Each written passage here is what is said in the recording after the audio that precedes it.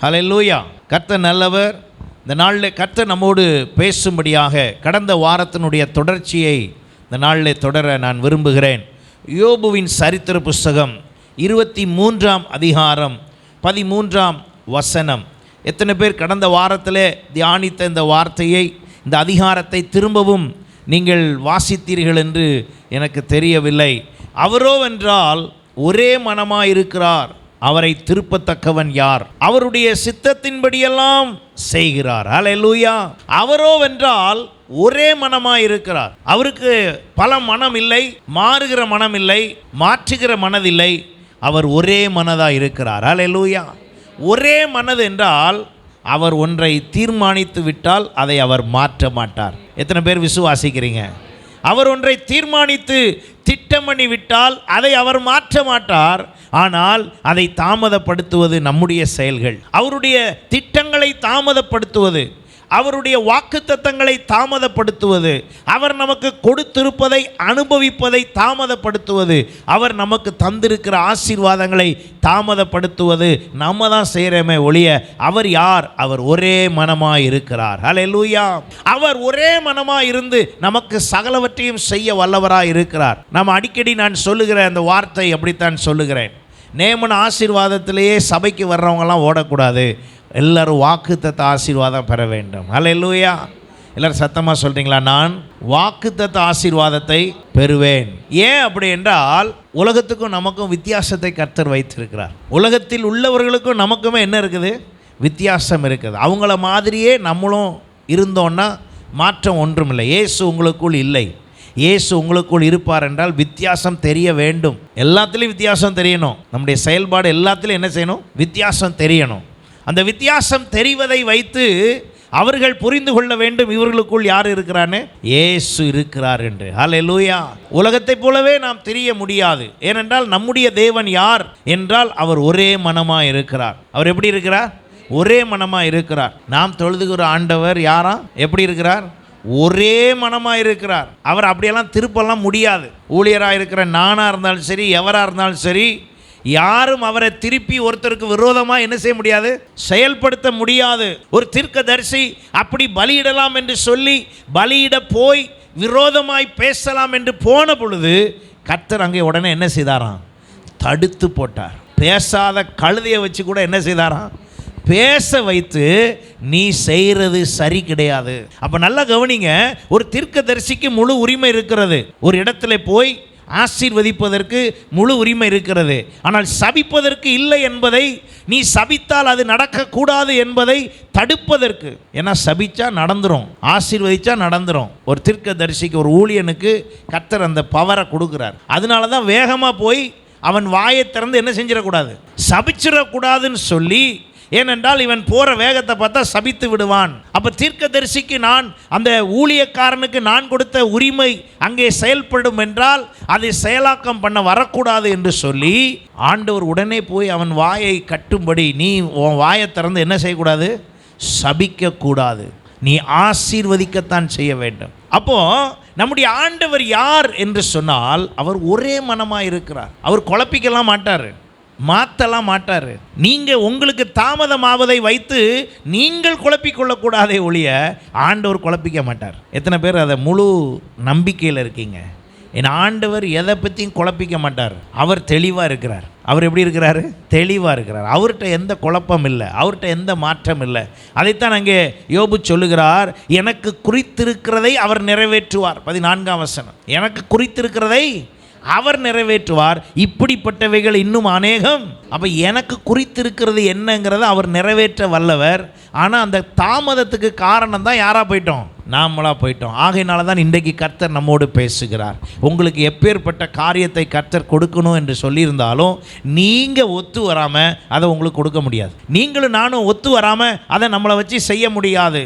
சில விதங்களிலே கர்த்தர் இப்படித்தான் என்று அவர் நியமித்திருந்தால் அந்த நியமனத்தையும் யாரும் மாற்றவும் முடியாது. காரணம் அவர் யார்? ஒரே மனமாக இருக்கிறார். அவரை இந்த நைஸ் பண்ணுறது, அப்புறம் என்ன சொல்ல, லஞ்சம் கொடுத்தலாம் அவரை கரெக்ட்லாம் பண்ண முடியாது. ஆண்டவர்கிட்ட குறுக்கு வழியிலலாம் அவர்கிட்ட எதையும் என்ன செய்ய முடியாது? செய்ய முடியாது. நீங்கள் வேணால் அப்படி நினச்சிக்கலாம் செய்கிறதாக. அவர்கிட்ட அப்படியெல்லாம் செய்ய முடியாது, வேதம் எங்கும் அப்படி சொல்லவில்லை, அவர் அப்படி செய்கிறவரும் இல்லை. அவருடைய பெயர் முக்கியமானது, அவர் நீதி உள்ள தேவன். அல்லேலூயா. அவர் நீதி உள்ள தேவன். அந்த முறைமைப்படியே செல்ல வேண்டும். அதற்கு மாற வேண்டியது யார் என்றால் நீங்களும் நானும் தான் மாற்றிக்கொள்ள வேண்டும். நாம் ஏன் ஆலயத்துக்கு வர வேண்டும்? ஒன்று கர்த்தரை தொழுது கொள்ள, இன்னொன்று நம்மை சரிப்படுத்தி கொள்ள. எத்தனை பேர் அப்படி நினைச்சு வர்றீங்க? அல்லேலூயா. இங்கே வர்ற யாரும் நான் எல்லாம் கரெக்டாக இருக்கேன், நான் தப்பே செய்ய மாட்டேன், என் பக்கம் எந்த குறை இல்லை அப்படிங்கிற நினைப்பில் வரவே முடியாது. காரணம் என்ன? நாம் எல்லாரும் குறை உள்ளவர்கள். அதை சரிப்படுத்த தான் கர்த்தர் நமக்கு ஆலயத்தை வைத்திருக்கிறார். எப்போ நம்ம அந்த சிந்தையோடு வருகிறோமோ அப்பொழுது நாம் நம்மை சரிப்படுத்தி கொள்வோம். ஸ்கூல் காலேஜுக்கு எதுக்கு போகிறோம்? கற்றுக்கொள்ள போகிறோம். ஆனால் சபைக்கு எதுக்கு வருகிறோம்? வேத வசனத்துக்கு ஒப்பிட்டு நம்மை நாம் சரிப்படுத்தி கொள்ள வர. அப்படி ஒரு சிந்தையில் நீங்கள் வந்து பாருங்களேன், உங்கள் வாழ்க்கையில் ஒரு பெரிய மாற்றத்தை கர்த்தர் தருவார். அல்லேலூயா, அல்லேலூயா. அப்போ வேத வசனம் என்னோடு பேசும் பொழுது நான் அதை வைத்து என்ன செய்ய வேண்டுமோ அதை நான் செய்ய வேண்டும். அப்போ என் ஆண்டவர் ஒரே மனமாக இருக்கிறார். என்னாகமம் 23:19 நாம் வாசித்தோம், பொய் சொல்ல தேவன் ஒரு மனுஷன் அல்ல, மனமாற ஒரு மனுபுத்திரன் அல்ல. அவர் சொல்லியும் செய்யாதிருப்பாரா? அவர் வசனித்தும் நிறைவேற்றாதிருப்பாரா? அப்போ ஆண்டவர் சொன்னதை அவர் சொன்னபடியே செய்கிறவராய் இருக்கிறார். இன்றைக்கு நமக்கு ஆண்டவர் அப்படியே செய்வாராக. ஹல்லேலூயா, ஹல்லேலூயா. அப்போ ஆண்டவரிடத்திலே இந்த நாம் சொல்லுகிற நம்முடைய இந்த செய்தியினுடைய தலைப்பு படியாக அவர் ஒரே மனமாக இருக்கிறார் என்றால் எதிலெல்லாம் ஒரே மனமாக இருக்கிறார் கவனிங்க. முதலாவதாக 2 நாளாகமம் 30:19 பாருங்க. எசேக்கியா அவர்களுக்காக ஜெபம் விண்ணப்பம் பண்ணி தங்கள் பிதாக்களின் தேவனாகிய கர்த்தரான தேவனை தேடும்படிக்கு தங்கள் இருதயத்தை நேராக்கினவர்கள் பரிசுத்த ஸ்தலத்துக்கு ஏற்ற சுத்தாங்கம் அடையாதிருந்தாலும் கிருபை உள்ள கர்த்தர் அவர்கள் எல்லாருக்கும் மன்னிப்பாராக என்றான். ஹல்லேலூயா. முதலாவதாக அவர் எதிலே ஆண்டவர் ஒரே மனமாக இருக்கிறார் என்றால் நம்மளை மன்னிப்பதில். நம்மளெல்லாம் ஆண்டவர் என்ன பண்ணியிருக்கிறாருங்க? மன்னித்திருக்கிறார். எத்தனை பேர் அதை விசுவாசிக்கிறீங்க? நம்மளெல்லாம் மன்னிச்சிருக்கிறார். என்ன மன்னித்திருக்கிறார்? ஏன் என்னை மன்னிக்க வேண்டும்? நான் அவரை அறியாதிருந்தேன், என்னை மன்னித்து ஏற்றுக்கொண்டார். நான் பாவத்தில் இருந்தேன். பாவம்னோடனே நிறைய பேருடைய சிந்தை, நான்லாம் எந்த தப்பும் செய்கிறதில்லை. அவரை அறிகிற அறிவு இல்லாததே ஒரு பாவம் என்று வேதம் சொல்லுகிறது. அவரை அறிவதே நித்திய ஜீவன். அவரை அறியாது இருப்பதே, தேவனை குறித்து முழுவதும் அறியாமல் இருப்பதே. அப்போ எனக்கு ஆண்டவர் ஒரே மனமாக இருந்து அவர் என்ன செய்கிறார்? என்னை மன்னித்தார். அவர் என்னை மன்னித்த விஷயத்தை வைத்து என்னை யாரும் ஆண்டவரிடத்தில் குறை பேச முடியாது. அவர் என்னை மன்னித்த விஷயத்தை வைத்து யாரும், இந்த உலகம் பாருங்க, மன்னிச்சேன்னு சொல்லும், எல்லாம் மன்னிச்சிட்டேன் அப்படின்னு சொல்லும், ஆனால் என்ன செய்யாது? மறக்காது. அந்த மன்னிச்சதை என்னைக்காவது ஒரு நாள் கண்டிப்பாக என்ன செய்யும்? சொல்லி காட்டும். மன்னிச்சேன்னு சொல்லும், எல்லாம் மன்னிச்சிட்டேன், இனிமேல் நான் அதை பற்றி யோசிக்கவே மாட்டேன், பேசவே மாட்டேன் அப்படின்னு சொல்லிட்டு ஒரு டைம் வரும்போது உடனே ஒரு 10 வருஷத்துக்கு முன்னால் ஒரு ஃப்ளாஷ்பேக் ஓடும். என்ன ஆச்சு? அன்னைக்கு தான் மன்னிச்சிட்டேன்னு சொல்லியாச்சே. இல்லை, இப்போ இது தேவைப்படுது. அப்போ தான் கொஞ்சம் பயம் வரும். அப்போனா என்ன அர்த்தம்? உள்ளுக்குள்ளே இன்னும் இருக்குது. ஆனால் ஆண்டவர் யாராம் பாருங்க, மன்னிச்சிட்டேன் அப்படின்னா என்ன அர்த்தம்னா மன்னிச்சிட்டேன். அவருடைய மன்னிப்பு எப்படியாம் பாருங்க, கிழக்குக்கும் மேற்குக்கும் எவ்வளவு தூரமோ அவ்வளவாய் கர்த்தர் நம்முடைய பாவங்களை நம்மை விட்டு என்ன செய்தாராம்? பிரித்தார். 103ஆம் சங்கீதத்திலே நாம் வாசிக்கிறோம். வடக்கு தெற்க கூட அளந்துடலாம், கிழக்கு மேற்க ஒருத்தர் என்ன செய்ய முடியாது? அளக்க முடியாது. ஏன் அளக்க முடியாது? ஏன்னா அது சுற்றி கொண்டே இருக்கிறதுனால என்ன செய்ய முடியாது? அளக்க முடியாது. அப்படின்னா அர்த்தம் புரியுங்க, உங்கள் பாவத்தை அந்த அளவுக்கு உங்களை விட்டு என்ன பண்ணிட்டாராம்? விலக்கி விட்டார். ஹல்லேலூயா. எவ்வளவு நல்ல ஆண்டவர். அப்போ அவர் ஒரே மனமாக இருந்து என்னை என்ன செய்ய விரும்புகிறார்? என்னை மன்னிக்க விரும்புகிறார். ஏனென்றால் என் பாவம் என்னை பாதாளத்தில் தள்ள பார்க்கிறது. என் பாவம் என் ஆசீர்வாதத்தை தடுக்கிறது. என் சிந்தையினால் உள்ள பாவம், என் பேச்சினால் உள்ள பாவம், என் நடத்தையினால் உள்ள பாவங்கள் எல்லாம் என்னை பாவத்தில் இருக்கிற அவனாக மாற்றி அது என்னை பாதாளத்தில் தள்ள அல்லது சாத்தான் என்னை வஞ்சிக்க பார்க்கிற வேளையிலே கர்த்தர் என்னை பார்த்து சொல்லுகிறார், நான் உன்னை மன்னித்தேன். அல்லேலூயா. தேவனுடைய மன்னிப்பை உணர்ந்தவர்களுக்கு சும்மா இருக்கவே முடியாது. ஆண்டவர் என்னை எவ்வளோ மன்னிச்சிருக்கிறார் தெரியுமா? ஆண்டவர் என்னை எத்தனை அளவாய் மன்னித்து என்னை வைத்திருக்கிறார். நீங்கள் மன்னிச்சதை எப்போ தெரியுமா புரிய முடியும்? உங்களுக்கு பரலோகத்தில் இடம் கிடச்சி அங்கே போய் உட்கார்ந்த உடனே தான் நீங்களும் நானும் புரிவோன்னு வரக்கூடாது. இப்போவே வேத வசனங்களை வாசித்து அறிந்து கொள்ளுகிற வேளையிலேயே என் ஆண்டவர் என்னை எவ்வளவாய் மன்னித்து இருக்கிறார். அல்லேலூயா. இந்த மன்னிப்பினுடைய தன்மை உங்களுக்கு விளங்க வேண்டும் என்றால் இன்றைக்கு ஒரு ஜெபம் பண்ணுங்க. ஆண்டவரே, நீங்கள் என்னைய மன்னிக்கலைன்னா என்னெல்லாம் நடக்குமோ அதெல்லாம் இந்த வாரம் நடக்கட்டும்னு சொல்லுங்கள். அப்போ உங்களுக்கு புரியும் எவ்வளோ மன்னிச்சிருக்காருன்னு. நீங்கள் ஆண்டவர்கிட்ட என்ன சொல்லணுங்க? புரிய வைக்கிறதுக்கு நான் எப்படி உங்களுக்கு ஐடியா தரேன் பாருங்கள். நீங்கள் புரியணும்னா, ஆண்டவர் உங்களை மன்னிச்சிருக்கிறாருன்னு புரியணும்னா என்ன சொல்லுங்கள் ஆண்டவர்கிட்ட? ஆண்டவரே, நீங்கள் எங்களை மன்னிக்கலைன்னா என்ன நடக்குமோ அதெல்லாம் இந்த வாரம் நடக்கட்டும்னு சொல்லுங்கள். அடுத்த வாரம் வந்து நம்ம டீல் பேசிக்குவோம். ஆண்டவர் இப்படியெல்லாம் செய்துட்டாருங்க, அப்போ மன்னிச்சதுனுடைய அர்த்தம் புரியுதான்னு அப்போ தெரியும். ஏன்னா அவர் மன்னித்ததினால் சாத்தானின் கரத்தில் நம்மை ஒப்பு கொடுக்கவில்லை. ஏன்னா சாத்தான் யாரைத்தான் வஞ்சிக்க முடியும், யாரைத்தான் தொட முடியும்? பாவம் நிறைந்தவர்களை. ஆனால் நம்ம ஆண்டவர் என்ன செய்து விட்டார்? அவருடைய இரத்தத்தினால் பாவங்களை முழுவதுமாக, ஹல்லேலூயா, பாவங்களை முழுவதுமாக கழுவி சுத்திகரித்து நம்மை மன்னித்து விட்டார். அவர் மன்னித்தார் என்பதற்காக திரும்ப திரும்ப எல்லாத்தையும் என்ன செய்ய முடியாது? செய்ய முடியாது. ஒரு விபச்சார சகோதரியை பிடிப்பட்ட பொழுது அவர்கள் சொல்லுகிறார்கள், நாங்கள் கையும் களவுமா என்ன செய்தோம்? பிடித்து வந்தோம். அப்பொழுது ஆண்டவர் மன்னிக்கிறவராய், ஆண்டவர் மன்னிக்கிற இடத்துலலாம் இரக்கமும் சேர்ந்து வருது. என்ன சேர்ந்து வருது? இரக்கமும் சேர்ந்து. அதனால தான் தானியேல் 9:10 அவர் சொல்லுகிறார், எங்கள் தேவனாகிய ஆண்டவரிடத்தில் இரக்கங்களும் மன்னிப்புகளும் உண்டு. என்ன உண்டா? இரக்கங்களும் மன்னிப்புகளும் உண்டு. இரக்கத்துக்கும் மன்னிப்புக்கும் என்ன வித்தியாசம்? நம்மளுடைய நிலைமை எதுவாக இருந்தாலும் நம்மை பார்த்து ஆண்டவர் சொல்லுகிறார், நீங்கள் ஆளத்தக்க ராஜாக்களாக, நீங்கள் ஆசாரியர்களாக, நீங்கள் நியாயம் விசாரிக்கிறவர்களாக கர்த்தர் உங்களை மாற்றுவேன் என்று சொல்லுகிறார் என்றால் உண்மையிலே நாம் அதற்கு தகுதியானவர்கள் தானா? அப்படிப்பட்ட இடத்தில் நம்மை கொண்டு வந்து கர்த்தர் நிறுத்துகிறார் என்றால் அதுதான் இரக்கத்தின் மிகுதி. அல்லேலூயா. அந்த இரக்கத்தின் மிகுதியில் நான் இந்த வேத வசனத்தில் சொல்லியிருக்கிறவைகளை நான் ஏற்றுக்கொண்டு அதை முதல்ல என் சிந்தைக்குள்ளே முழுமையாய் பூரணப்படுத்தி நான் அதை ஏற்றுக்கொண்டால்தான் அது கிரியை செய்யதை நான் அனுபவிக்க முடியும். இல்லைன்னா உலகத்தில் இருக்க மற்றவங்கள மாதிரி தான் நானும் வாழ்ந்துட்டு போயிட்டே இருக்க வேண்டியதான். காலையில் எந்திரிச்ச உடனே ஒரே கவலைங்க, ஒரே மனக்குழப்பங்க, வேதனைங்க. அதை ஏன் சொல்கிறது? கர்த்தரை அறிந்தவர்கள் மன குழப்பத்தில் இருந்தால் என்ன அர்த்தம்னா, இந்த வசனம் உள்ள வேலை செய்யலைன்னு அர்த்தம். கர்த்தரை அறிந்தவர்கள், இயேசுவை அறிந்தவர்கள் கவலை அதிகம் படுகிறீர்கள் என்றால் இந்த வசனம் உள்ள வேலை செய்யலைன்னு அர்த்தம். அது எப்படி பாஸ்டர்? இந்த வசனம் உள்ள வேலை செய்தால் கவலைப்பட முடியாது. ஏன் சொல்லுங்கள் பார்ப்போம். விசுவாசம் அதிகம் இருக்கிறவர்களுக்கு கவலை கண்டிப்பாக என்ன செய்யாது? வராது. எத்தனை பேர் நான் சொல்கிறத புரியுறீங்க? ஒருவேளை இல்லைன்னா கற்றுக்கொண்டு செய்யுங்க. இந்த வசனம் உள்ள கிரியை செய்கிறவங்களுக்கு குழப்பமே இருக்காது. வசனம் அப்படி தான் சொல்லுகிறது. அந்த குழப்பம் வரவே வராது. விசுவாசிக்கிறவன் பதறவே மாட்டான். ஏன்னா விசுவாசம் உள்ளவர்களுக்கு பதட்டம் வராது. ஏனென்றால் அதை கர்த்தர் நிறைவேற்றி முடிப்பார் என்பதிலே கவனம் இருக்கும். அப்போ ஆண்டவர் யார்? என் ஆண்டவர் யார் என்றால் அவர் ஒரே மனமாக இருக்கிறார். என்னை மன்னித்து அவர் வழி நடத்துகிறார். அவர் மன்னித்ததின் நிமித்தமாக அந்த அதிகாரத்தை நீங்கள் 15ஆம் வசனத்திலிருந்து நீங்கள் தியானித்து பார்ப்பீர்கள் என்றால் அந்த வசனம் முழுவதுமாய் அங்கே சொல்லப்பட்டிருக்கிறது ஒரு பலியை குறித்தும். அந்த பலியின் நேரத்தில் கர்த்தர் சரியான விதத்தில் அனுகூலம் செய்தார். அவர் அனுகூலம் செய்வதற்கு அங்கே சொல்லப்பட்டிருக்கிறது, பரிசுத்த ஸ்தலத்துக்கு ஏற்ற சுத்தாங்கம் அடையாதிருந்தாலும். 19ஆம் வசனம் சொல்லுகிறது, பரிசுத்த ஸ்தலத்துக்கு ஏற்ற சுத்தாங்கம் அடையாதிருந்தாலும். யார் அவங்க? ஏன் ஆண்டவர் மன்னித்தார்? அங்கே ஒரு வாய்ப்பு கொடுக்கப்பட்டிருக்கிறது. தங்கள் இருதயத்தை நேராக்கினவர்கள். முறைப்படி பார்த்தால் பரிசுத்த சுத்தாங்கம் அவங்கள்ட்ட இல்லை. அந்த வசனம் அப்படி தானே சொல்லியிருக்குது. வேதத்தை பாருங்கள், 19ஆம் வசனம் பாருங்கள், 2 நாளாகமம் 30:19. தங்கள் இருதயத்தை நேராக்கினவர்கள் பரிசுத்த ஸ்தலத்திற்கு ஏற்ற சுத்தாங்கம் அடையாதிருந்தாலும். அப்படின்னா என்ன அர்த்தம்? சில நேரத்தில் தேவன் எதிர்பார்க்கிற பரிசுத்தம் நம்மிடத்தில் இல்லாமல் இருந்தாலும் அவர் நம்மை மன்னிக்கிறார். அல்லேலூயா. நம்மள்ட்ட ஆனால் நம்மளை சோதித்து பார்த்தா, வசனத்தின்படி சோதித்து பார்த்தா சில நேரத்தில் நம்ம அவர் சமூகத்தில் போய் நிற்கிறதுக்கே நமக்கு என்ன இல்லை? தகுதி இல்லை.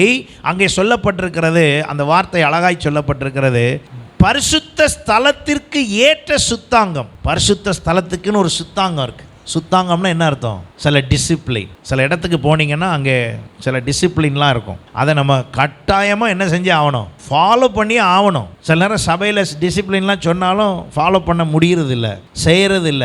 ஆனால் சில இடத்துக்குலாம் ஆஃபீஸ்க்கெலாம் போனீங்கன்னா அந்த ஆஃபீஸ்க்குள்ளே போன உடனே எங்கே சொல்லப்பட்டிருக்கும், ப்ளீஸ் சுவிட்ச் ஆஃப் யுவர் மொபைல் ஃபோன். நீங்கள் ஆஃப் பண்ணலைன்னா உள்ளே விட மாட்டான். சில ஆஃபீஸ்க்குள்ளெலாம் போனீங்கன்னா, சார் ஃபோனை சைலண்ட் போட்டு போங்க சார். வாசலில் நிற்கிற பியூன் என்ன செய்கிறான்? சொல்கிறான். ஒரு 15 நிமிஷம் தான் நீங்கள் உள்ளே போக போகிறீங்க, 10 நிமிஷம் தான் உள்ளே போக போகிறீங்க. ஆனால் வேக வேகமாக சைலண்ட் பண்ணிவிட்டு அங்கே உள்ளே உட்காந்துருப்பாங்க பார்க்குறதுக்கு, அதிகாரியை பார்க்குறதுக்கு. ஏன்? அங்கே ஒரு சட்டம் இருக்குது. அப்போ தேவ சமூகத்திலே என்ன இருக்குது? சட்டம் இருக்குது. சபைக்கு வரும் பொழுது, நான் தேவனை வழிபட வரும் பொழுது, தொழுது கொள்ள வரும் பொழுது, ஆராதிக்க வரும் பொழுது நான் இப்படித்தான் வர வேண்டும். நீங்கள் எப்படின்னு உங்களுக்கு ஒரு ஃபார்முலா சொல்லித்தரேன் பாருங்களேன். நீங்கள் மாதம் மாதம் சம்பளம் வாங்குகிற வேலை பார்க்குற இடத்துக்கு போகிறத விட மோசமாக இங்கே இருப்பீங்கன்னா நீங்கள் சுத்தாங்கத்தில் இல்லைன்னு அர்த்தம். நீங்கள் வேலை பார்க்க போகிறதுக்கு எப்படி உங்களை நீங்கள் வைத்து கொள்ளுகிறீர்கள் என்பதை கவனியுங்கள். அதை விட இங்கே அது மாதிரி இல்லை, அந்த மாதிரி செய்யலை அப்படின்னா நீங்கள் சுத்தாங்கத்தில் இல்லை. அப்படி நீங்கள் இல்லாமல் இருந்தாலும் உங்களை ஆண்டவர் என்ன செய்கிறாராம்? மன்னிக்கிறார். அவரே மன்னிக்கும் போது நானும் என்ன செய்ய வேண்டியிருக்கு? ஆமாம், சில நேரம் யோசிக்கலாம், பாஸ்டர் ரொம்ப ஸ்ட்ரிக்டாக பேசினார், அப்புறம் என்ன அமைதியாக போயிட்டாரு, அவ்வளோதான், அவரே அப்படி தான் போயிட்டார். ஆனால் நியாய தீர்ப்பு நாள் ஒன்றை வைத்திருக்கிறார். அன்றைக்கு அப்படியெல்லாம் போக மாட்டார். அன்றைக்கு அவர் அப்படியெல்லாம் போக முடியாது.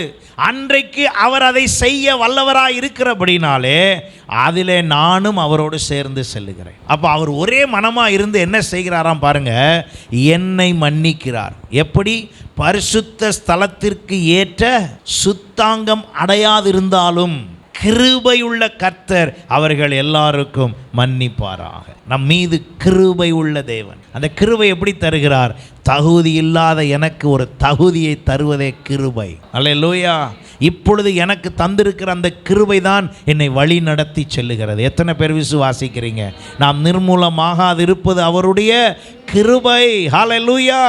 அவருடைய கிருபையால் நாம் வழிநடத்தப்பட்டு கொண்டிருக்கிறோம். அப்போ என்னுடைய தேவன் ஒரே மனமாக இருக்கிறார். ஒருவேளை சாத்தான் உங்களிடத்தில் வந்து உங்களுடைய பழைய பாவங்களை, நீங்கள் செய்த தவறுகளை, நீங்கள் முன்பு செய்த குற்றங்களை மறுபடி சொல்லிக்கொண்டு அவன் உங்கள் காதில் சொன்னாலும் சரி, உங்கள் கூட குடும்பத்துக்குள்ளே இருக்கிறவங்க மூலமாக சொன்னாலும் சரி, எதை சொன்னாலும் நீங்கள் சிந்திக்க வேண்டியது, என் ஆண்டவர் சகலவற்றையும் மன்னித்து விட்டார். வேதம் சொல்லுகிறது, நம்முடைய பாவத்தை எல்லாம் அவர் சுற்றி எந்திரக்கல்ல கட்டி எங்கே தூக்கி போட்டாராம்? சமுத்திரத்தின் ஆழத்தில் போட்டு விட்டார். யார் போய் எடுத்துகிட்டு வர்றது? நம்மால் எடுத்துகிட்டு வர்ற மாதிரி பேசுவான். அதெல்லாம் என்ன செய்யக்கூடாது? ஏற்றுக்கொள்ளக்கூடாது. ஏனென்றால் என் ஆண்டவர் என்ன செய்து விட்டார்? மன்னித்து விட்டார். மன்னிப்படைந்த நான் திரும்பவும், ஆண்டவர் பாருங்கள், அந்த விபச்சார ஸ்திரியை அவர் சொல்லுகிறார், உங்களில் எவன் பாவம் செய்யவில்லையோ அவன் கல் எறியட்டும் சொல்ல, முதல் கல் எறியட்டும். அப்போ நல்லா கவனிங்க, ஒருத்தன் முதல் கல் எறிய அப்படி குனிய போகிற நேரத்தில் இன்னொருத்தன் சொல்லுவான், ஏய் உன்னை பற்றி எனக்கு தெரியும். இப்போ கவனம் எங்கே பிரச்சனை? கல் எறின்னு இருந்தால் எல்லார் கையிலையும் கல் இருக்குது. ஆனால் ஆண்டவர் என்ன சொல்லிட்டாரு? முதல் கல் எறியணும். யார் உங்களில் தப்பு செய்யலையோ அவன் முதல் கல் எரி அப்படின்னோடனே யார் கையும் எரியறதுக்கு என்ன செய்யலையாம்? வரவே இல்லையா? நல்லா கவனிங்க, எல்லாம் முடிஞ்சிச்சு, எல்லாம் போயிட்டாங்க, எவிடன்ஸோடு பிடிபட்ட ஒரு பாவம். ஆண்டவர் என்ன தெரியுமா பதில் சொன்னார்? நான் உன்னை இப்போ என்ன செய்கிறேன்? மன்னிக்கிறேன், இந்த நிமிஷம் மன்னிக்கிறேன் அப்படின்னு சொல்லிட்டு முக்கியமாக ஒன்று சொன்னார். என்ன சொன்னார்? இனி பாவம் செய்யாதே. ஹல்லேலூயா. ஒருவேளை விபச்சார பாவத்திலேயே மன்னிப்பு அடைந்திருந்தாலும் இனி அதை நீ என்ன செய்யக்கூடாது? செய்யக்கூடாது. இனி அந்த விபச்சாரத்தில் நீ இருக்கக்கூடாது, அந்த பாவத்தை நீ செய்யக்கூடாது என்று கர்த்தர் கண்டித்தார். ஹல்லேலூயா. அப்போ மன்னிப்பு வருகிற இடத்திலெல்லாம் கண்டிப்பு இருக்கிறது, கண்டிப்பு இருக்கிற இடத்திலெல்லாம் மன்னிப்பு இருக்கிறது. ஆகையினால தான் பாவம் பெருகின இடத்துல என்ன இருக்குன்னு சொன்னார்? கிருபை பெருகி இருக்கிறது. கிருபை பெருகி இருக்கிற இடத்துல பாவங்கள் இருக்கிறது. கர்த்தர் அதை மன்னிக்கிறார். ஆனால் சேர்த்து சொல்லுகிறார், இனி என்ன செய்யாதே? பாவம் செய்யாதே. ஒருவனை படுக்கையில் இருந்து எழுப்பினார், அவனை எழுப்பிவிட்டு அவன் எழுந்து நட என்று சொன்ன பொழுது அவன் எழுந்து நடந்தான். திரும்ப ரொம்ப நாள் கழித்து அவனை திரும்ப பார்த்துட்டு அவனை என்ன தெரியுமா சொன்னார்? எப்பா இங்கே பாரு, உனக்கு கிடைச்ச சுகம் நல்லது, உனக்கு கிடைச்ச சுகம் நல்லது, நான் உன்னை மன்னித்தது நல்லது, நான் உன்னை மன்னித்தேன். ஏனென்றால் அவர் சொன்னார், உன் பாவங்கள் மன்னிக்கப்பட்டது, நீ ஆகையினாலே உன் படுக்கை எடுத்துக்கொண்டு நட. அப்படின்னா அவன் படுக்கை எதுக்கு? அவன் படுக்கை என்ன காரணத்துக்கு வந்தது? அவனுடைய பாவம் அந்த படுக்கையில் வைத்திருந்தது. இன்றைக்கு நம்முடைய பாவங்கள் நம்மை ஆசீர்வதிக்க விடாமல் என்ன செய்கிறது? தடுக்கிறது.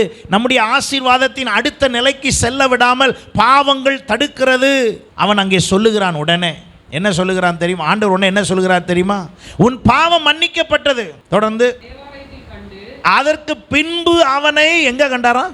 தேவாலயத்தில் கண்டு, இதோ நீ சொஸ்தமானாய்.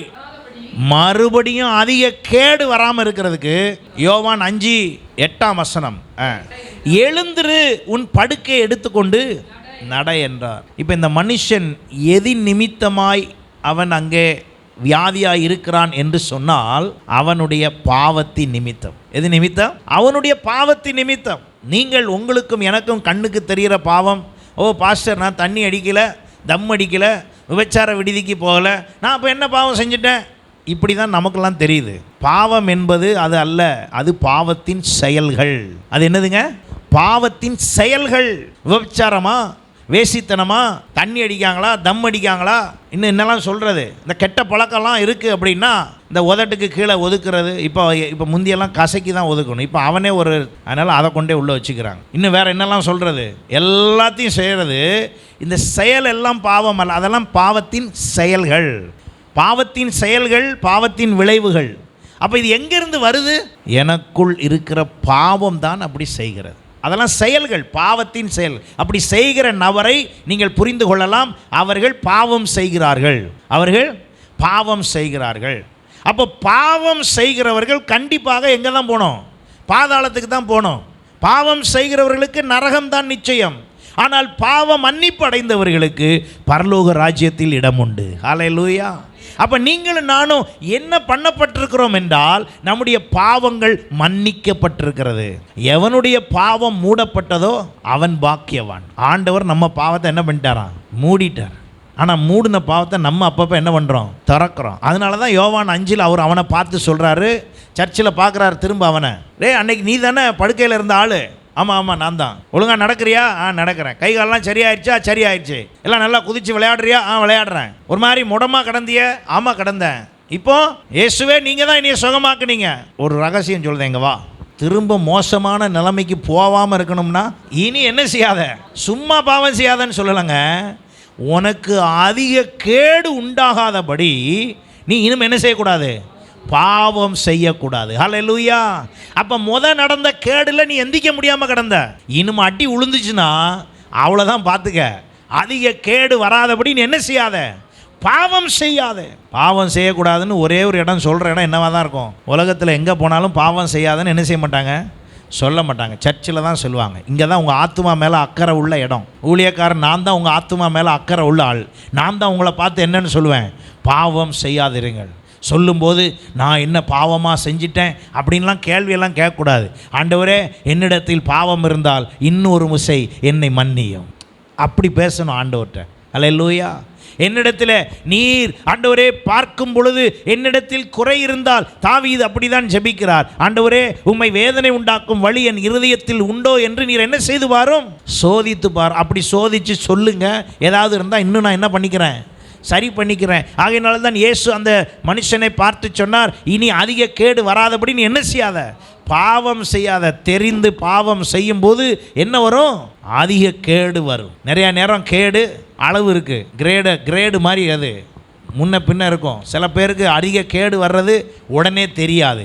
அது மெதுவாக வந்து திடீர்னு ஒரு நாள் என்ன பண்ணிடும்? பெரிய பிரச்சனையை கொடுத்துரும். ஆகையினாலே முன்கூட்டியே மன்னிக்கிற ஆண்டவரை நாம் ஆராதித்து கொண்டிருக்கிறோம். இப்பொழுது அவர் கிருபையாக இருக்கிறார். ஆகையினாலே திரும்பவும் மன்னிக்கிறார். அது உங்களுடைய விபச்சார பாவமோ, வேசித்தனத்தின் பாவமோ, பாவத்தின் கிரியைகள் எந்த விதத்தில் உங்களுக்கு செயல்பட்டு கொண்டிருந்தாலும் இன்றைக்கு ஆண்டவரிடத்தில் ஒப்புரவாகி, ஆண்டவரே என்னை மன்னியும் என்று சொல்வீர்கள் என்றால் கர்த்தர் உங்களை மன்னிப்பார். அல்லேலூயா. அவர் உங்களை மன்னிக்க வல்லவராய் இருக்கிறார். அதைத்தான் அங்கே சொல்லப்பட்டிருக்கிறது. பரிசுத்த ஸ்தலத்துக்கு ஏற்ற சுத்தாங்கம் இல்லாவிட்டாலும் அவர் உங்களை மன்னிக்கிறார். நம்மளை எங்கேயாவது அப்படி விடுவாங்களா? இங்கே ஆவியானவர் கிரியை செய்கிறார், அங்கே ஆவியானவரே இல்லை. அங்கே அந்த தெய்வத்தினுடைய வழிபாட்டு முறை, அந்த தெய்வத்தினுடைய தன்மையே வேறு.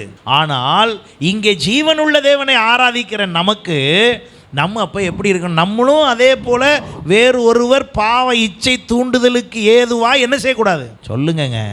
நம்முடைய பிள்ளைகளை உடுத்தும் போது அதெல்லாம் கவனிக்கணும். பிள்ளைகள் உடுத்தி வெளியே போகும்போது நார்மலாகவே ட்ரெஸ்ஸு வாங்கும் போதே கவனிக்கணும். அதை ட்ரெஸ்ஸு பர்ச்சேஸ் பண்ணும்போதே பொம்பளை பிள்ளைங்க ஆம்பளை பிள்ளைங்க எல்லாருக்கும் சேர்த்து ட்ரெஸ்ஸு பர்ச்சேஸ் பண்ணும்போதே உங்கள் மைண்டில் இருக்கணும், என் பிள்ளை உடுத்துகிறது வேறொருவருக்கு என்னவா செய்யக்கூடாது, அழகாக இருக்கக்கூடாது என்பது அல்ல. அழகாக இருக்கலாம், ஆனால் இச்சையை என்ன செய்யக்கூடாது, தூண்டக்கூடாது. இது தாய்மார்களுக்கு கவனமான எச்சரிப்பின் சத்தம். என்னன்னா, உங்கள் மகள்களை உங்கள் மகன்களை உங்கள் பிள்ளைகளை நீங்கள் தான் இந்த விஷயத்தில் கரெக்டாக வைக்கணும், பார்க்கணும், கவனிக்கணும். சில நேரத்தில் நம்ம பிள்ளைய நமக்கே பார்த்தா அந்த மாதிரி சிந்தை வராததுனால நம்ம நிறையா நேரம் என்ன செய்ய மாட்டோம்னா அதை கவனிக்க மாட்டோம். ஆனால் ப்ராப்பராக கவனிக்கணும். நீங்கள் கவனித்தால்தான் அது சரியாக இருக்கும். ஹல்லேலூயா. ஆனாலும் நம்முடைய ஆண்டவர் எப்படி செய்கிறார் பாருங்க, ஏப்பா நீ என் பிள்ளை பற்றியா, சில நேரத்தில் நீ இப்படி தான் வந்துடுற, உன்ட்ட என்ன இருக்க மாட்டேக்கு, பரிசுத்த சுத்தாங்கம் இருக்க மாட்டேக்கு. ஆனாலும் உன் ஆண்டவர் நான் யார் தெரியுமா, அன்புள்ள தேவன், இரக்கமுள்ள தேவன். நான் ஒரு சுத்தாங்கத்தில் இருந்தேன், மகா பரிசுத்த ஸ்தலத்துக்குள்ளே அப்படி லைட்டாக வந்து பாஸ்டராக இருந்தாலும் சரி எவராக இருந்தாலும் சரி போட்டுருவார். ஆரம்ப சுத்தாங்கம் எப்படி இருந்துச்சு, ஆரம்பத்தில் ஆசரிப்பு கூடாரம் இருக்கும்போது சுத்தாங்கம் எப்படி இருந்துச்சு தெரியுமா, பிரகாரம், பரிசுத்த ஸ்தலம், மகா பரிசுத்த ஸ்தலம். பாஸ்டருக்கு இடுப்பில் ஒரு கயிறை கட்டி சுற்றி மணியை கட்டி விட்டு அவர் நடக்கும்போது ஜில் ஜில் ஜில் ஜில் டிங் டாங்னு போனோம். அவர் வெளியே ஜனங்கள் நிற்பாங்க, இந்த கயிறை இடுப்பில் இருக்க கயிறு அங்கே வச்சுருப்பாங்க. உள்ளே போன ஆள் சத்தம் வரலன்னா ஆள் ஆண்டவர் என்ன பண்ணிட்டார்னு அர்த்தம், பாஸ்டரை போட்டார்னு அர்த்தம். ஏன் போட்டார்னா என்ன இல்லைங்க, பரிசுத்தத்திற்கு ஏற்ற சுத்தாங்கம் இல்லாதனால பாஸ்டரையே போட்டார்னா யோசிச்சு பாருங்க, உங்களெல்லாம் நம்மளெல்லாம் யோசிச்சு பாருங்க. இப்போ சத்தம் வரலன்னு உடனே அங்கே இருக்கிறவங்களுடைய வேலை என்னது, கயிறை பிடிச்சி. ஏன் கயிறு கட்டி இருக்குன்னா எடுக்க வரவன் செத்து போவான், உள்ளே எடுக்கலாம்ட்டு வருவான் பாருங்க டெட் பாடியை, அவன் செத்து போயிடுவான். அதுக்காக உள்ளே போன ஆசாரியனே போட்டார்னா எடுக்க போகிற நாளாக என்ன ஆள் தகுதியே இல்லையே, மொத்தத்துக்கு 10-15 போயிடும்ட்டு கயிறை பிடிச்சி வெளியே இழுப்பாங்களாம். வெளியே இழுத்து பிரகாரம் வரைக்கும் தரன்னு என்ன செய்யணும், யாரை, ஆமாம் இதெல்லாம் சத்தமாக சொல்வேல என்னையத்தானே இழுக்காங்க, ஆசாரியனை தரன்னு இழுக்கணும். அங்கே வரைக்கும் இழுத்து அங்கே வந்த பிறகு தான் கை வைக்கணும், அது வரைக்கும் தொடக்கூடாது, சரீரத்தை தொடக்கூடாது. ஏன், அப்படி ஒரு பரிசுத்த சுத்தாங்கத்தை எதிர்பார்த்தவர் தான் இப்போ இரக்கம் பாராட்டுறேன். அப்படி ஒரு பரிசுத்த சுத்தாங்கத்தை எதிர்பார்த்தவர் தான் இப்போ நான் இரக்கம் பாராட்டுகிறேன், அவர்களுக்கு கிருபை அளிக்கிறேன், அன்பு கூறுகிறேன் என்று சொல்லி தன் மன்னிப்பை வெளிப்படுத்தி இருக்கிறார். அல்லேலூயா. அதைத்தான் இங்கே சொல்லப்பட்டிருக்கிறது, பரிசுத்த ஸ்தலத்துக்கு ஏற்ற சுத்தாங்கம் அடையாதிருந்தாலும் கிருபை உள்ள கர்த்தர் எல்லாருக்கும் என்ன செய்வாராக, மன்னிப்பாராக. அல்லேலூயா. அப்போ நம்முடைய ஆண்டவர் யார் என்றால் மன்னிக்கிறவர். உங்களை சகலவற்றிலும் மன்னிப்பார்.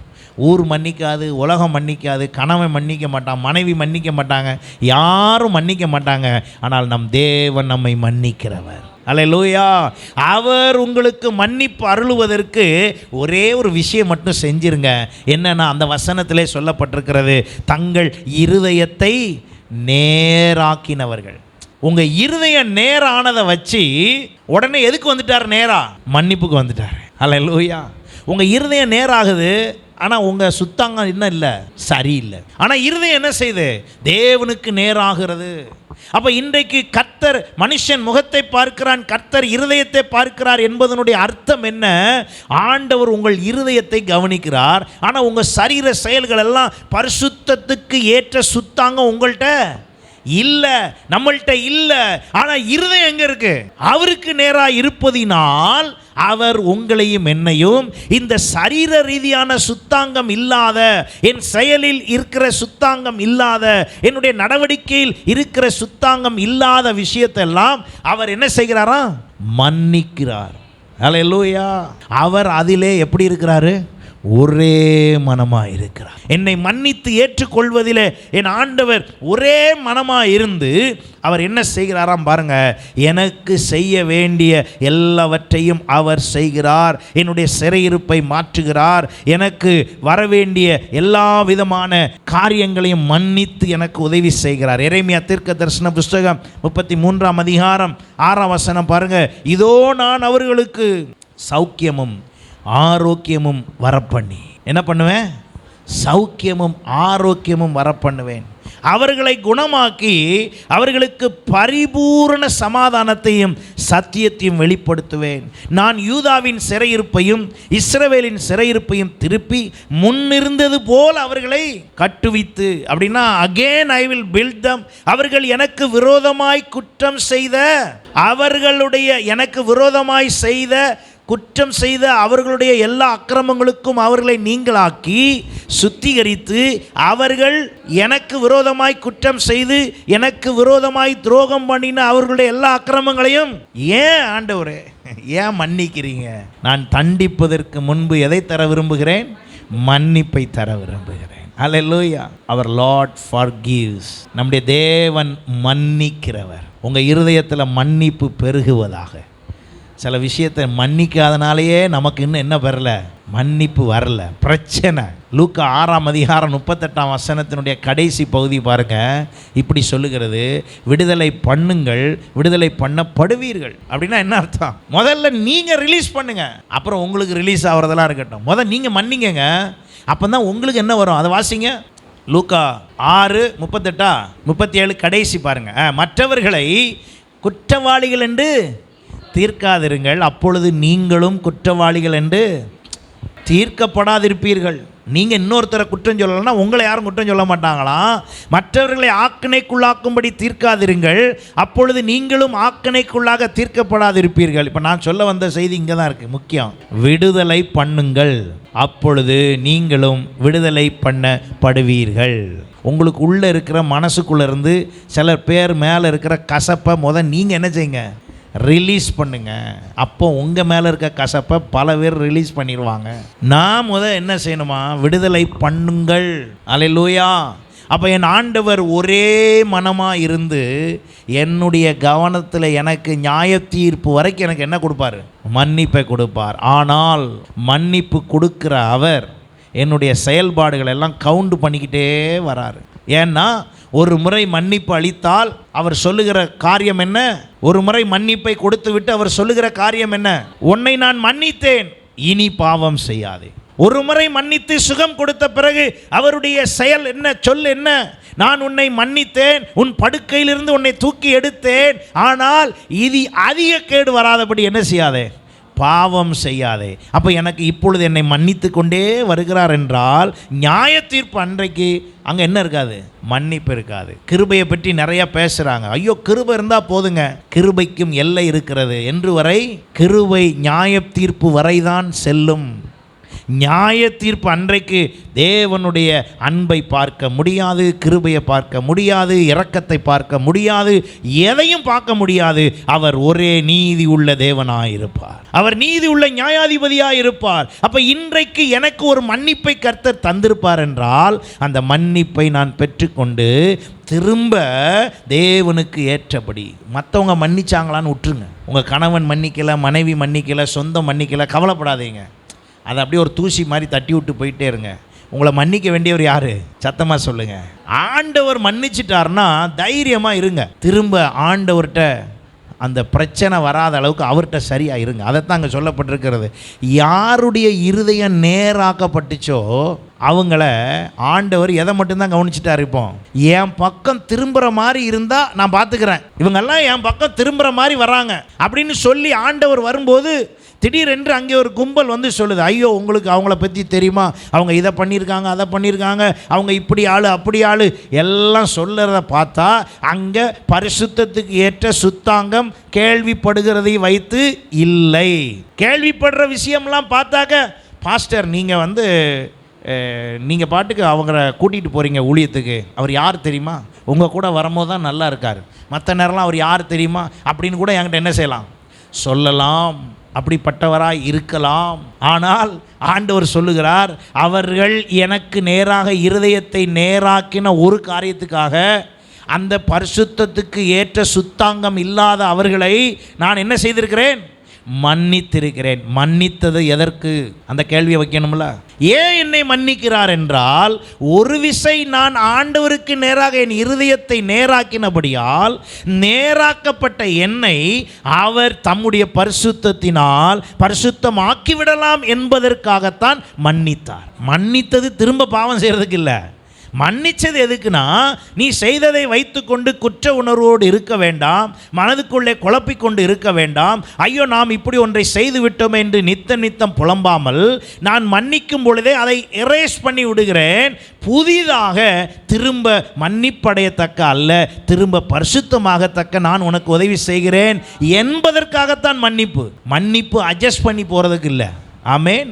அப்போ கர்த்தர் உங்களை மன்னித்தார் என்று விசுவாசித்தால் நீங்கள் ஒன்றை புரிந்து கொள்ள வேண்டும், மன்னித்ததே சுத்தமாக்க, மன்னித்ததே பரிசுத்தமாக்க. ஹல்லேலூயா.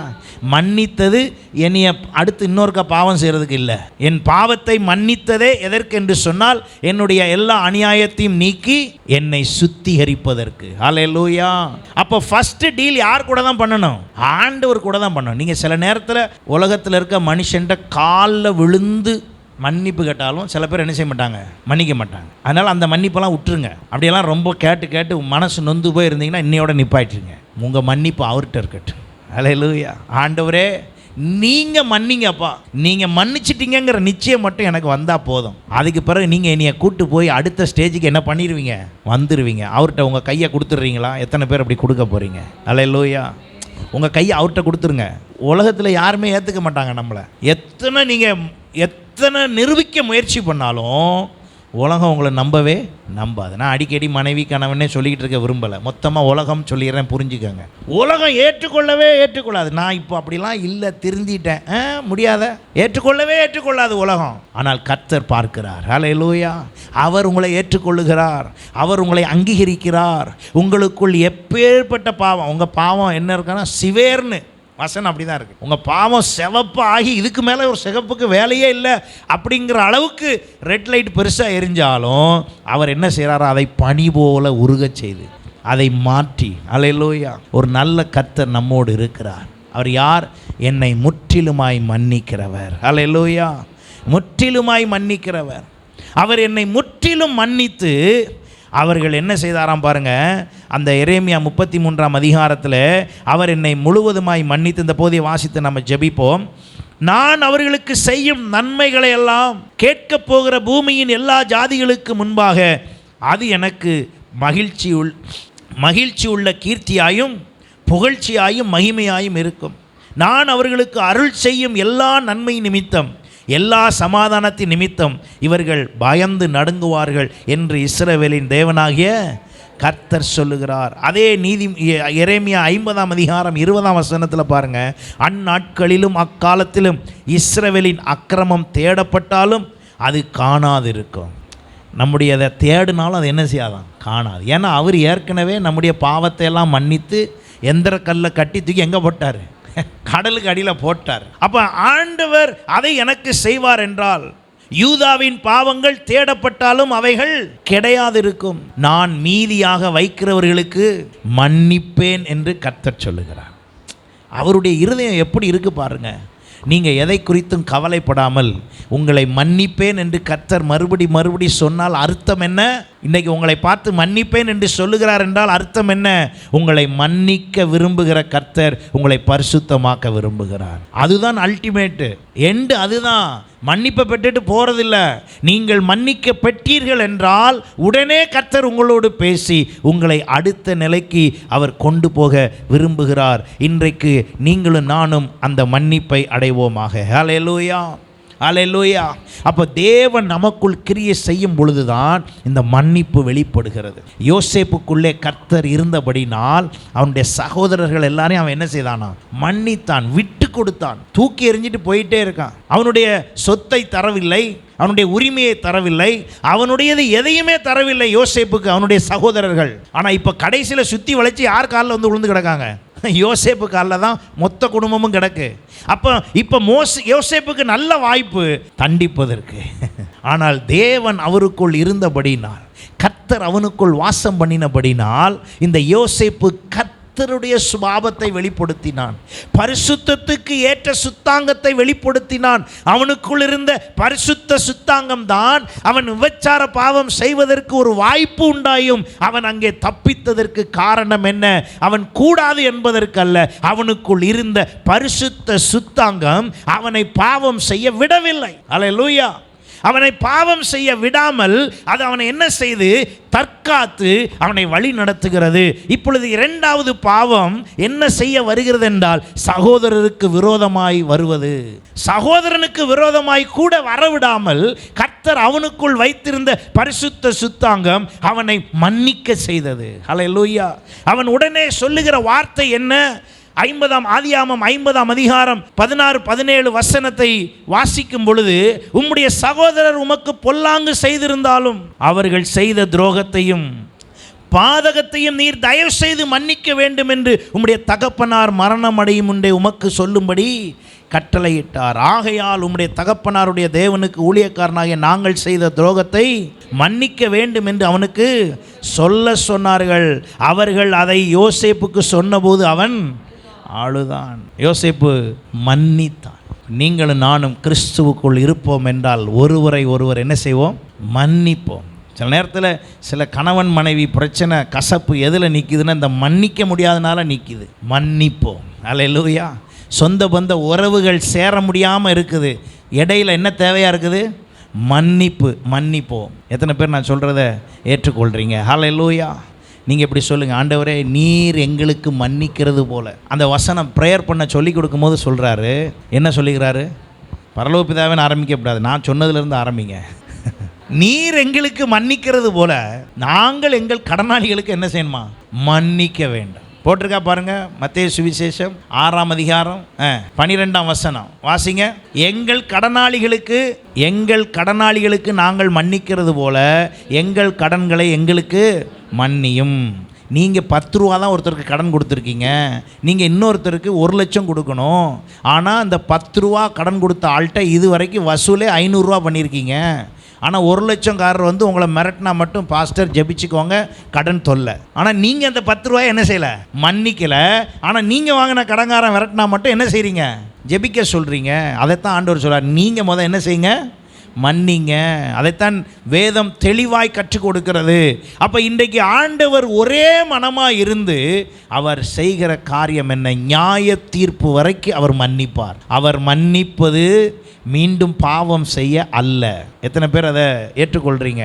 என்னை இயேசு மன்னித்தார் என்ற வார்த்தை வருகிற இடத்திலெல்லாம் நீங்கள் புரிந்து கொள்ள வேண்டும், என் பாவத்தை அவர் மன்னிக்கும் பொழுது அங்கே எனக்கு ஒரு பரிசுத்தத்தை தர விரும்பிதான் மன்னிக்கிறார்.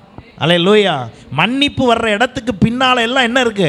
பரிசுத்தம் இருக்கிறது. நானும் உங்களை பரிசுத்தமாக்கும்படியாகத்தான் சில வேளையிலே அட்ஜஸ்ட்மெண்ட் மன்னிச்சு சரி விடுங்க, சரி பண்ணிக்கலாம், ஓகே பார்த்துக்கலாம். சில நேரத்தில் நான் உங்களுக்கு இரக்கம் பாராட்டும் பொழுது எனக்கு பேச்சு வரும். என்ன பேச்சு? ஏன் அவ்வளவு அவங்களுக்கு நீங்கள் என்ன கொடுத்தீங்க? சலுகை கொடுத்தீங்க. அது எனக்கும் ஆண்டவருக்கும் அப்படி தான் கொடுப்பேன். ஏன் சிலருக்கு அதிக சலுகை கொடுத்தாவது அவர்கள் எங்கே வந்துட மாட்டாங்களா? சத்தமாக சொல்லுங்கள். பரிசுத்தத்துக்குள்ளே வந்துட மாட்டாங்களா? தேவ சமூகத்தில் வந்துட மாட்டாங்களா? ஒருவேளை நான் கடினமாய் நடந்து தேவ சமூகத்தை விட்டே போய் வேற சபைக்கும் போகாமல் பின்மாற்றத்தில் போயிட்டா நஷ்டம் யாருக்கு? தேவனுக்கு முதல் நஷ்டம், தேவனுடைய ராஜ்யத்துக்கு முதல் நஷ்டம். அப்போ நான் என்ன செய்ய வேண்டியது இருக்கிறது? அவரே இரக்கம் பாராட்டுவார் என்றால் நான் என்ன செய்ய வேண்டியிருக்கு? இரக்கம் பாராட்ட வேண்டியிருக்கு. ஆகையினால பாஸ்டர் எல்லாம் அட்ஜஸ்ட் பண்ணுறாருன்னு சொல்லிக்கிட்டே யோசிக்க கூடாது. அதுலேயும் காரணம் என்னவென்றால் நோக்கம் ஒன்றே ஒன்றுதான். அல்லேலூயா. ஒரே ஒரு நோக்கம்தான். எப்படியாவது என்ன ஆயிட மாட்டீங்களா? பரிசுத்தத்துக்கு நேராய் வந்துட மாட்டீர்களா? அப்போ அவர் ஒரே மனமாக இருந்து, இன்றைக்கும் முடிக்க முடியல, கண்டினியூ பண்ணுவோம், கவலைப்படாதீங்க. அவர் ஒரே மனமாக இருந்து என் மேலே எதில் இருக்காரு? என்னை மன்னிப்பதில். அல்லேலூயா. அப்போ என்னை மன்னிக்கிற ஆண்டவர் அடுத்து என்னை கண்டிக்கிற ஆண்டவர் என்னை பரிசுத்தப்படுத்துகிறார். ஆகையினால தான் அந்த விபச்சார ஸ்திரியை மன்னித்தார், தண்டனை கொடுக்கல. ஆனால் என்ன செய்தார்? கண்டித்தார். என்ன கண்டித்தார்? நீ போ, இப்போ போ, ஒன்றும் பிரச்சனை இல்லை, சட்டம்லாம் சொல்லட்டும், மோசையின் சட்டமே எப்படி வேணாலும் சொல்லட்டும், நான் இப்போ உன்னை என்ன செய்கிறேன்? மன்னிக்கிறேன். ஆனால் இனி என்ன செய்யாத? பாவம் செய்யாதே. அங்கே படுத்திருந்த திமிர்வாதக்காரனை எழுந்து நட என்றார். அவன் எழுந்து நடந்தான். போனான். திரும்ப தேவாலயத்தில் பார்த்து அவனை எச்சரித்த காரியம், அதிக கேடு மறுபடியும் உனக்கு வராதபடி இனி என்ன செய்யாதே, பாவம் செய்யாதே. அப்போ மன்னிப்பு வர்ற இடத்துல என்ன காரணத்திற்காக மன்னிக்கிறார் என்றால், திரும்ப திரும்ப செய்வதற்கு அல்ல, செய்ய போகிற பாவத்திற்கு அல்ல. அவர் கொடுத்திருக்கிற கிருபையும் சமாதானமும், அவர் என்னை மன்னித்து கிருபையும் சமாதானத்தில் வைப்பதே நான் அவரை போல மாற வேண்டும் என்பதற்காகத்தான். காரணம், என்னை அவர் தாயின் கருவில் உருவாகும் முன்னே என்னை தெரிந்து கொண்டார். எத்தனை பேர் விசுவாசிக்கிறீங்க?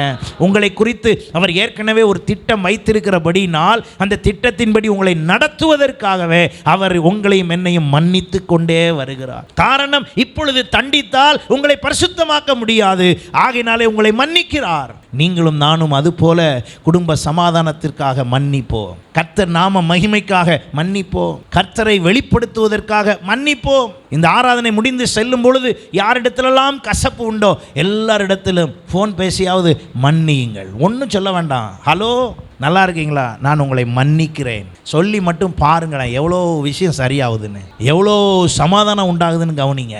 கர்த்தர் நாம மகிமைக்காக செய்து பாருங்கள், விடுதலை பண்ணுங்கள், அவர் உங்களை என்ன செய்வாராம், விடுதலை பண்ணுவார். ஹல்லேலூயா, ஹல்லேலூயா. மன்னித்தால் உங்களுக்கும் என்ன உண்டு, மன்னிப்பு உண்டு. ஆகையினாலே அவர் ஒரே மனமாக இருந்து அவர் உங்களை மன்னிக்கிறவர். தொடர்ந்து இன்னும் முக்கியமான காரியத்தை நாம் மறுபடியும் தியானிப்போம். நாம் ஒரே மனமாக இருக்கிற கர்த்தர் என்னை மன்னிக்கிறார், மன்னிக்கிறவர் மன்னித்ததே நான் பரிசுத்தமாவதற்கு. அதை புரிந்து கொள்வோம், செயல்படுத்துவோம், ஒப்பு கொடுப்போம், மனம் திரும்புவோம், மன்னிப்பை பிறருக்கும் வழங்குவோம். தேவ மன்னிப்படைந்து நீங்களும் ஆசீர்வாதம் பெறும்படி உங்களை நான் வாழ்த்தி ஆசீர்வதிக்கிறேன். God bless you.